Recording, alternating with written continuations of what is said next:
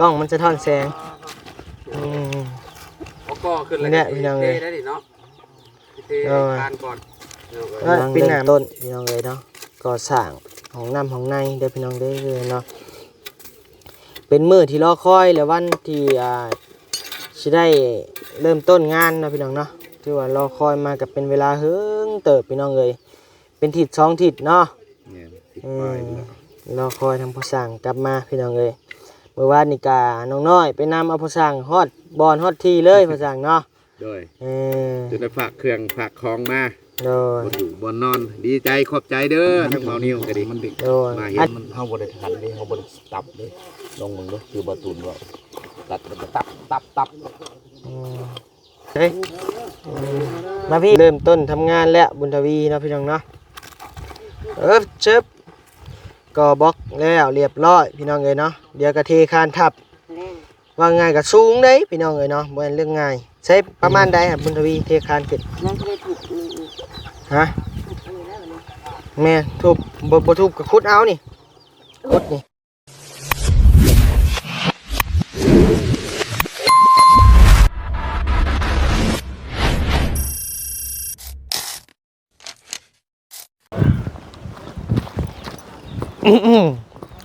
เอาพี่น้องเอ้ยกราบทักทายสบายดีเด้อพี่น้องเด้อนอนทักทายสบายดีอยู่เฮือนอยู่ซานน้องน้อยคนสวยเด้อพี่น้องเด้อเนาะป้าโตทีมงานสายเหนือพี่น้องเอ้ยสวัสดีเด้อทีมงานสายเหนือผักแดดผักเช้าก่อนสิขึ้นเหนือบ่มื้อนี้บ่มานี่แหละหาหมูคู่เลยว่าหมูสิมาอยู่ดํเนาะว้าวเด้อว่าดอกเอ้ยก็บักบอกว่าสวัสดีเด้อบ่ผัดไชเด้อใช่ออกนึกว่าเห็นมาหามขอโทษเด้อเด้อว่าหยอกอ้ายเพิ่นใช้มาทางฝุ่นบ่หลัดมาเลยหลัดมาเลยมื้อนี้มาได้เฉยโอ้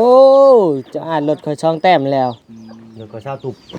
ชาวตุบจ้ำบ่ค่าใช่บ่ห่วยยังกระบืนมาได้โอ้ยมึงยาวเห็ดวิทย์กับกงไม้เส้นเดียวบ่ฮอดเส้นมินเดียวเราเห็ดปัวเลยเกินวิทย์ใส่แว่นรถข่อยใครแต่บ่ฮักขับรถติดโดสวัสดีอาจารย์ให้เดินทางมาแต่เหนือบ่ลงมาได้2 มื้อแล้วลงมาบ้านโอ้ลงมาพร้อมกันนี่อาจารย์มาพร้อมกันบ่นี่บ่ชนเพิ่นมาก่อนเจ้ามานำหลังฮอดคนละโดยเจ้กล้วยเครือนึงลงมาแต่เซปูนร้อยลีเนาะบ่เพิ่งเนาะเขาเห็นเจ้าอันแก้เครื่องไปเนาะเห็นแล้วขึ้นแล้วเรียบร้อยบ่คั่นจัดการเรียบร้อยจ้ะยังบ่จ้ะหมูอ่ะหมูข่อยเด้หอยเม่นกับหอยเม่นอยู่พุ่นกันเนาะมาโหดหาแนวกินโลดเนาะน่ะขี่รถใหญ่อยู่นี่เราหอยเม่นในกรงไม้ตั้งเท่าได้มือแหละเอาได้มาครับใช้อันตูดไม้เจ้า iPhone มีบ่ไม้ใหญ่ครับบ่เอาบ่มีแล้วเฮาหายใจเด้มื้อน่ะตัวนั้นบ่มันมีแต่รุ่นเดียวแล้วมีแต่สั่งเอาเห็นอยู่สั่งตูดมันได้บ่ได้แต่ว่ามันก็อยากซ่าแล้วทิศปลาย2ทิศดีกว่าบ่มีใช่แล้วสั่งแล้วได้สั่งใช่นี่ว่าบ่มีลาซาด้าเด้จะเป็นอะไรเนาะจังได๋ได้แหละบ่มีไม้ใช่แต่มันสมมุติว่าบ่เสียบ่จักเสียงก็บ่ลาซาด้าลงไผนี่สั่งลงใช้บัตรมันมีอยู่เฮาสั่งเครื่องอยู่เดี๋ยวนี้ก็สั่งมาเรื่อยอยู่นี่มงอันไอ้ยังไกลเจ้าห้องอะไรยังมีใช่บ่มีไส้ก็ได้เจ้าเจ้าหับมันหิวเครื่องมาแต่ไทยแม่นมีไส้ก็ได้ทางออกบ้านพีนน่ะโอ้ยเพราะฉะนั้นก็ครั้งเอื้อยน่ะเราสั่งให้เลยนะเฮาบ่มีบัญชีไทยเฮาก็สั่งได้ให้เราหิวให้ได้มันก็แลกมาจากมันหึงอ่ะแหละก็แน่ว่าสั่งตรงกับมีไส้เลยเฮามีบัญชีไทยแหละได้โอนเลยเนาะโดยเฮาโอนเลยนะไม่ใหญ่เลยตูดไม้เด้ก้นไม้ก้นยาวตูดไม้เราบ่ใส่iPhoneมันคนละรุ่นได้กับของข่อยมันไม่รุ่นใหม่ได้บ่ใช่เลยมัน8อันหัวพุ่นเนาะ8มุดทอง8หัวพุ่น ฮู้ดอกเอาบ่เคยใช้ มีอยู่8ตา 8 ตา แม่ แม่น หมู่บัด4ของเพิ่นบัด8 อืม โคตรผู้อยู่ว่าอยู่ ของข่อยก็เท่าใดบ่ที่ว่าข่อยเอาให้เจ้าลองเบิ่งเลย 4 สี สีอันนี้ก็สีนี่ 4เบิด มันเลยบ่เข้ากันเนาะ นี่ในของเบาประธานป้องเพิ่นก็4 มีแต่ของลูกพี่เตียงเด้อแล้วมีเราไปใส่ มื้อนั้นเพิ่นว่าสิเอาให้บ่เห็นในกล่องถึงจะเพิ่นทิ่มเอาอยู่เฮือนบ่ บ่เห็นในกล่อง ให้เบิ่งโอ้ ไผน่ะ เหลือเมียงมาเนาะ เอายังมาน่ะ น้องรักเจ้าหั่นแหละ เอายังมาน่ะ เต็มไม้นี่ก็ทนเด้ หัวสิงไข่ให้บ่ยาวตาม อืม อืม มีสีนะ เพิ่นเห็นว่าเบาเหย้าอันกินหลายอยู่ บ่ได้เฮาตำนี่บ่กินตำดนแหละเรา กินตำเมี่ยงบ่ โอ้บ่ยาวตำแซ่บได้อบ่ยาวเพิ่น เด้อ โอ้ครับ ป้าพี่น้องเอ้ยเนาะตั้งแต่เฮ็ด YouTube มานี่ฮะแต่พ่อก็บ่เพิ่ง2เทื่อพี่น้องเอ้ยเดี๋ยวหนึ มัน งก็อยู่บ้านน้องอีกฉันก็น้อง น้อง ลี่บ่ ลี เลย เทื่อ2ก็บ้านน้องน้อย อืม ตั้งแต่เห็น นี่แน่นี่ โดย เอา เอ้า พรเด้ น้องพรแม่น พ่อเลยก็อยู่เพื่อนบ่เตียงเด้ อืม เฮ็ดบ่เตียงกับพ่อบ่ แม่น4เทื่อเลยได้ 4เทื่อเนาะ แล้วอยู่เพื่อนนั่นอะไรอี นั่น ก น่ะ หักแต่ว่ากับแต่บ่ได้เข้าคลิปข่อยจักเทื่อ บ่ได้นั่งคุยกันจังซี่นะ แม่น ต่างคนก็ต่างมีหน้าที่ไปเพิ่น โดยเพิ่นก็ใช้เนื้อเฮารถใช้กลางบาดนี่พี่น้องเอ้ย ลูกพี่ไปชายใต้เนาะลูกพี่เนาะ ลูกพี่รถใช้ใต้บาด เพิ่นก็เป็นชายร่วมเลยบัดนี้ ลูกพี่ใช้ร่วมลูกพี่ ไปเบิดเลยเนาะลูกพี่เนาะ ไปหาไปหา เราทุนทรัพย์เราลายเนาะขึ้นเหนือลองใต้บ่ปัญหาดอกคือเฮานี่ห่วยอาศัยแต่ปิดท้ายรถไปหมู่สิดอกเฮานี่เนาะอาจารย์ฝากเนื้อฝากโตนำแลแล้วอะ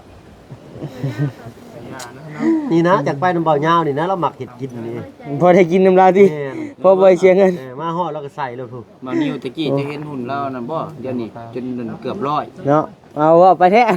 เกือบร้อยน้ำหนักลายแห่งดีเขาก็จะอ้วนอยู่นี่ อยากอ้วน แม่นเลย อย่าไปอ้วนเลย เพิ่นจะอ้วน เมื่อยง่าย จะอ้วนเนาะ ดอก ถ้ากินยังก็บ่ขึ้นดีน้ำหนัก บ่อ้วนดอกคนบ่อ้วน ใช้ผ้ากันเห็ดหยังกันนะหัวจิงไข่บ่ บ่อ้วนดอก น้องน้อย คนเตี้ย หน้าเจือนเลย เส้นระบาย เราว่าอยู่เราลงเฟซอยู่แล้วว่าใครที่ว่าผมเตี้ยไม่ชอบมากเราอ่ะ เป็นบ่เราลงในเพจเราบ่ โอ้เราบ่ได้มากได้คนเว้าสิเราเตี้ย โอ้ชาวน้อยคนสูงซะน่ะ อ่า โอ้โห เตี้ยกันเป็นเดือนพุ่นได้หา เอาโอเคเดี๋ยวจังหน่อยจังบ่ไล่แล้วจังสิขับไปเยี่ยมไปยามเบิ่งเนาะพี่น้องเนาะเด้อ ปีละ โตใช้เห็นยังเจ้าสบายดีเจ้าตะเมียง เมียง ตะเมียง เมียง สบายดีเด้อพี่น้องเด้อ โดยช่างเพิ่นลงมือเลยเนาะ โดย ต่อคักบุญทวีได้สานาง ไปเท่าไหร่ เจ้าโอเค เดี๋ยวจังหน่อยจะพาพี่น้องไปเบิ่งเรียบเบิ่งงานก่อนนะพี่น้องเนาะเป็นจังใดใช่เฮ็ดหยังอันนี้ มานี่มา โดย สบายดี โด เจ้าโอ้ยเนาะพ่อก็จะเกลือแล้วนี่ ฮึบเฮ็ดจังใดบาดนี้พี่น้องเอ้ยมันบ่เข้าปานใดเนาะพ่อช่างเนาะ ไผ่เคยใส่แต่ไผ่ โดย นี่ก็บังเอิญมาพี่แล้วก็ใส่ตะไคร้แล้วบัด บ่มีไฟติ เล็กแต่เล็กก็มีอยู่แบบถูเอาขึ้นเรื่อย โอ้ ๆมันจะสิยาวอยู่มันก็เก่าเขาก็ใช้อยู่ ตัดแบบนี้แหละสบายกว่า ตัวนี้มันสบายครัว บ่ขายก็ฮักเอาดิเอาสบายดีเด้อพ่อช่างเด้อ เจ้าสบายดีเจ้า โดย สำนี้แล้วมันก็ดีได้ใจบัดเดียวมันก็บ่ได้แล้ว นั่นแหละ เพิ่นเฮ็ดมาผลิตมาแบบนี้แล้วเขาก็เฮ็ดใช้แบบนี้ โดยเอาพี่น้องเอ้ยเนาะมื้อนี้ก็เป็นมื้อเริ่มงาน เริ่มต้นงานของพ่อช่างพี่น้องเอ้ยอยู่เฮือนอยู่ซ่านน้องน้อยพี่น้องเอ้ยเนาะกำลังเริ่มต้นพี่น้องเอ้ยเนาะก่อสร้างห้องน้ำห้องในเด้อพี่น้องเด้อเนาะเป็นมื้อที่รอคอยและวันที่สิได้เริ่มต้นงานเนาะพี่น้องเนาะ ถือว่ารอคอยมากับเป็นเวลาเฮิงเติบพี่น้องเอ้ยเป็นทิศ2ทิศเนาะ เนี่ยติด อื ป้าย ม แล้ว รอคอยทางผู้สร้างกลับมาพี่น้องเอ้ยเมื่อวานนี่กาน้องน้อยไปนำเอาผู้สร้างฮอดบอนฮอดที่เลยผู้สร้างเนาะ โดย เออ จะได้ฝากเครื่องฝากของมา โดย บนอยู่บนนอน ดีใจขอบใจเด้อทั้งเบานิวก็ดี โดย มาเห็น อันที่จริงกับเบาลี่ได้เอาเข้ามาอีกป่ะนี่ เอาแล้ว เอาเบอร์เข้ามาฮอดซ้ำ เห็นอยู่ในคลิป อ่า ไปเบิ่งกันได้คลิป เอาเข้ามาบ่ฮอดซ้ำเฮาน่ะ จักไปเบิ่งน้องได้ก็เจ้าไป ไปเบิ่งน้องลี่ อ๋อ ไปเยี่ยมน้องลี่วันนี้ อืม ก็เลยเบอร์เข้ามาซ้ำ เลย ตอนแรกว่าสิเข้ามาส่งน้องน้อยแหละสิเข้ามาเลย อ๋อ แล้วบัดนี้บ่ใจว่าเพิ่นสิเข้ามาก็เลยเพิ่นว่ามาขอยสิมาส่งให้เพิ่นก็โอเคเมื่อก็เมื่อว่าซั่น เลย เฮาก็พอดีถือโอกาสไปพุ่นเลยไปเยี่ยมน้องเพิ่นเลย เลย น้องลีเพิ่นก็เป็นเคสหนึงที่ว่าอีต้นน่ะอีต้นสงสารอยู่พี่น้องเอ้ยเนาะ เลย ก็ไปบ่ถ่ายคลิปดอกไปเยี่ยมเบิ่งเพิ่นซื่อๆเลยมีแต่ทางบ่ยาวเพิ่นถ่ายพี่น้องเอ้ย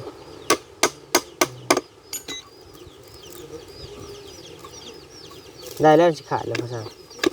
หักอีกน้อยหนึงก็ขาดแล้ว แบบนี้มือคือว่าเขา ปะโต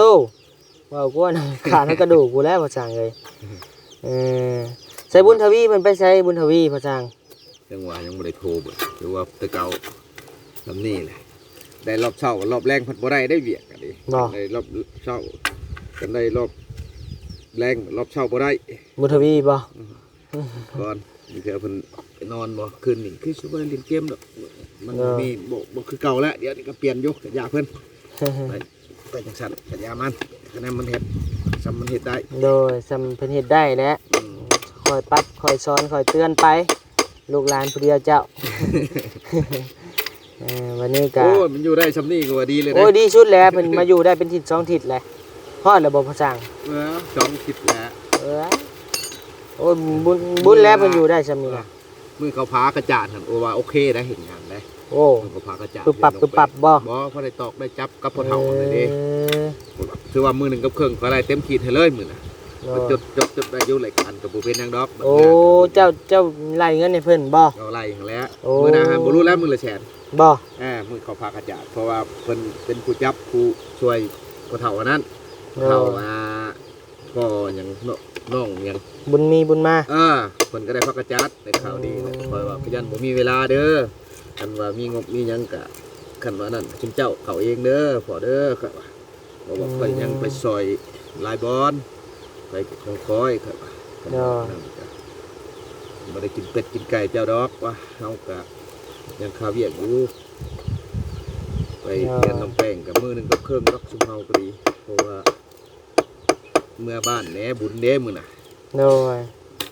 ยกับมื้อน่ะไปพ่อกับพ่อสร้างอยู่บุญอยู่พี่น้องเอ้ยเนาะพ่อสร้างเป็นกามายินดินมาเยี่ยมน้ำอยู่เฮือนในบ้านเจ้าพวกวันนี้ไปนั่งดินอยู่เฮือนในบ้านมื้อน่ะพี่น้องเอ้ยเนาะไปลินอยู่เฮือนในบ้านนะ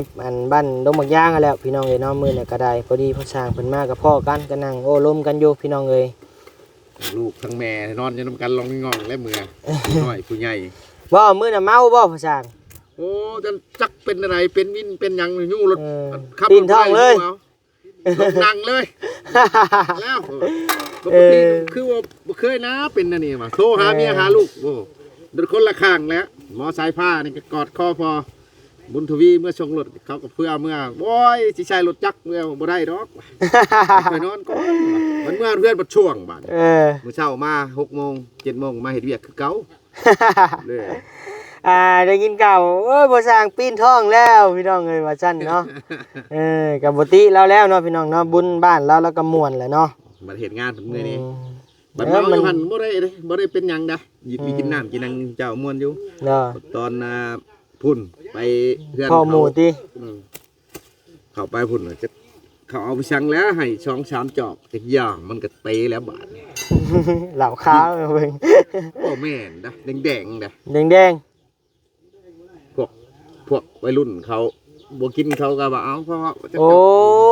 มันจอกไรเจ็ด มันบ่เป็นคอลลาเจนบ่ ฉันบ่แบบโอ้เขาบ่ได้ค่อยเมื่อก่อนครับว่า กินไปแล้วอยากเต้นบ่ บ่กะเต้นอยู่เบิ่งเขาก็สภาพนั่นแหละค่อยๆมันคือว่าแล้วเราเบียร์ก็บ่ได้สูง ถือกะวางยาบ่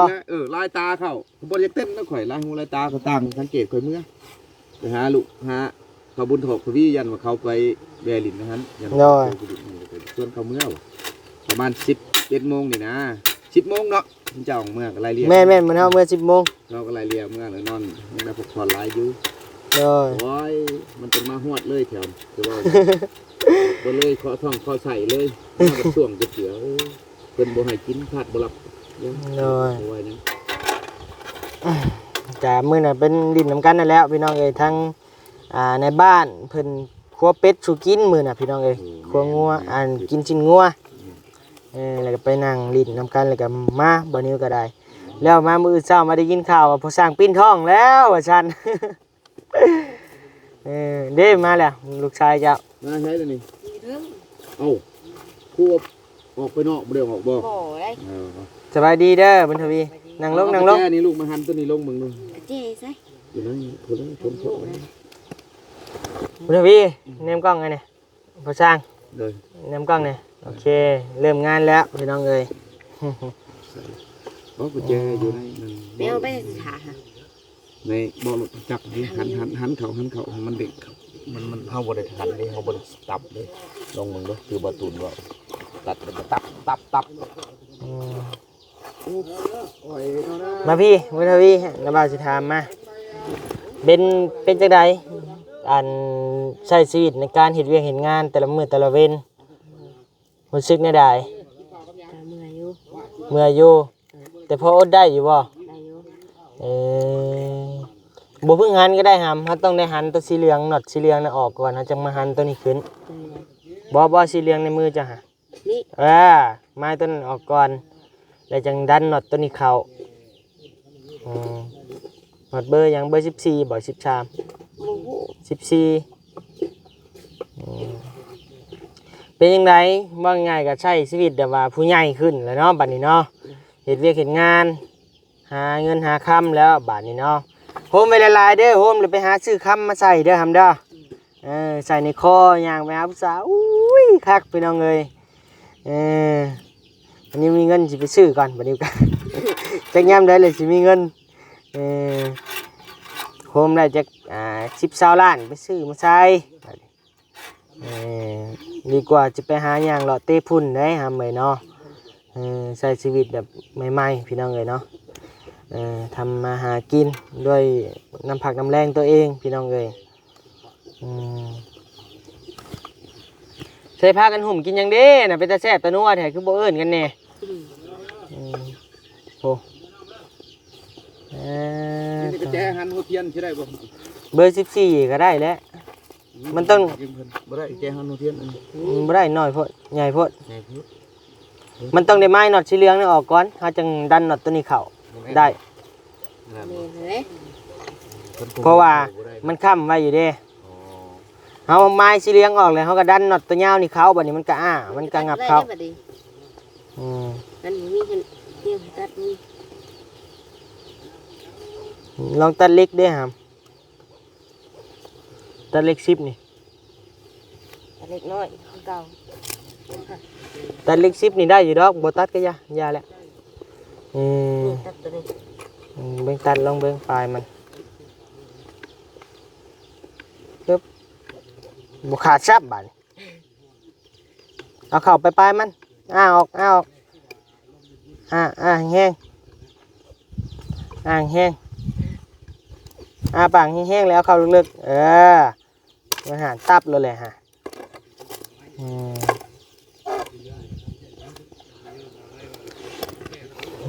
ปากมันแห้งเลยกันฮักตับเด่นสตาได้เลย ตัวไล่พังบ่ มันเด่นสตาพอ มันเต้นสตีนเรา เ ตัดเล็กตัวนี้แหละ ตาเล็กตัวใด ตัวนี้ โอ้ใหญ่ๆบ่ตัดขาดใช่บ่น่ะ ขาด มันเด่นสตาได้หำหักเห็นบ่ระวังได้เห็ดเรียกเห็ดงานใช้ผ้าไอ้มาเบิ่งมึงดูว่าใช้แล้วอันนี้โอ้นี่เนาะโตใช้เริ่มต้นทำงานแล้วบุญทวีเนาะพี่น้องเนาะเชิบก็บล็อกแล้วเรียบร้อยพี่น้องเอ้ยเนาะเดี๋ยวกระเทคานทับ แน่ ว่าง่ายกับสูงเด้พี่น้องเอ้ยเนาะบ่แม่นเรื่องง่าย ใช้ประมาณใดครับบุญทวีเทคานขึ้นโอ้เบิ่งนักวิศวการเพิ่นก่อนพี่น้องเอ้ยคานนี่จักเส้นหำเพิ่นเอาขึ้นจักเส้นคานน่ะ หาเส้น คานนี่ความหนามันจักเส้น ยังบ่ฮู้นะ โดยประมาณ20บ่หรือ15หรือ18 ยังยังบ่ฮู้นะประมาณ15ถึง18บ่20นี่คืบหนึงนี่ใช้แทกขึ้นเบิ่งอ้ายสิเบิ่งให้เบิ่งแทกเตอก้อนบล็อกอ่ะขึ้น ก่อนพอพูด นี่แล้วนี่บ่เทิงมันจับขึ้นนี่แหละพี่น้องความสูงของมันเนาะนี่ประมาณอันเลข20นี่แล้วความสูงเด้อใช้แทกเบิ่งอ้ายสิเบิ่งเล็งเบิ่งดีๆนี่เจ้านั่นละโอเคเลยนี่สูงได้เพียงหัวเข่าน้องบุญทวีพี่น้องเอ้ยเนาะเพียงหัวเข่าเพิ่นถือว่าเว้าง่ายๆก็สูงได้พอดีงามเป๊ะเวอร์แล้วเบื้องนี่ก็สิเฮ็ดเป็นสวมนี่เบิ่งบุญทวีเบื้องนี่สิเป็นสวมนี่พี่น้องเอ้ยยังเคยถูกนี่ ฮะ ถูกแล้วนี่ แม่ทุบบ่ทุบก็ขุดเอานี่ขุดนี่กับทุบทั้งลุมอีกเนาะ ถ้าสิให้ขุดเอา หึ บ่ได้สิได้ขุดเอา บ่ให้เว้าขุดตัวนี้ ถูกแล้วตัวนี้ ขุดแต่บ่ได้ทุบแล้วขุดหลอดกล้องมันแม่ขุดหลอดกล้องมันใส่น้อยมาเบิ่งมึงดูน้อยของน้ำใหม่จ้ะนี่ใส่อาจารย์บ่ถ่ายบ่มาก็ได้มาสนะมาเม็ด1กับ2เซนเลิกบ่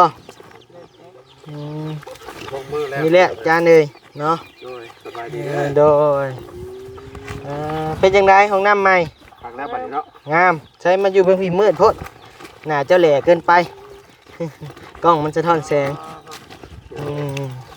เขาก็ขึ้นเลย นี่แหละพี่น้องเอ้ย ได้ดิเนาะเททานก่อน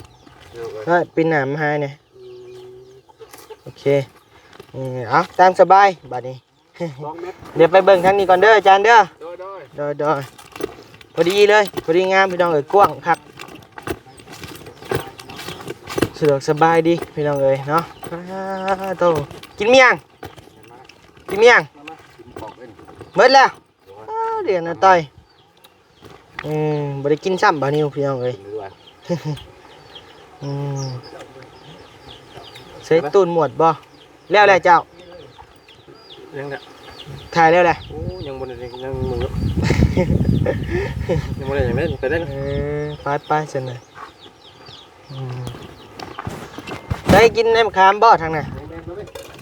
มาซั่นอึ๊บ อันนี้จิบแขวอีกก่อน อันนี้เจ็บเขียว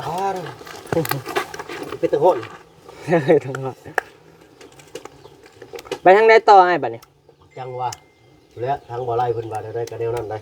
ตามก้นบ่ไล่บ่ แม่นจะ บ่นายเป็นบอสเลยได้บ่ไล่ บ่อไล่เพิ่นเจ้าที่เด้อ เจ้าถิ่น แม่นล่ะบ่ต้องห่วงเพิ่นว่าแหม่รอบนี้พี่จัดเองน้องเพิ่นว่าจัดไปเลยเหรอ จัดไปเลย เจ้า โอ้บ่พระใจกับเจ้าที่ได้บ่พระใจนะ เจ้า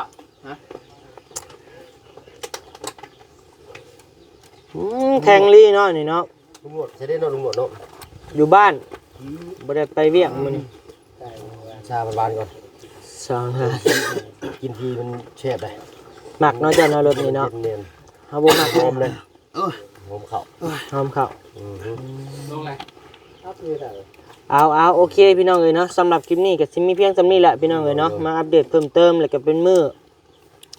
ที่ว่าทางผู้สร้างเริ่มต้นเหตุงานห้องน้ำน้องน้อยเด้อพี่น้องเด้อเนาะเริ่มต้นแล้วพี่น้องเอ้ยเนาะโดยเอาสบายดีบ๊ายบายอยู่ดีมีแฮงพี่น้องเอ้ย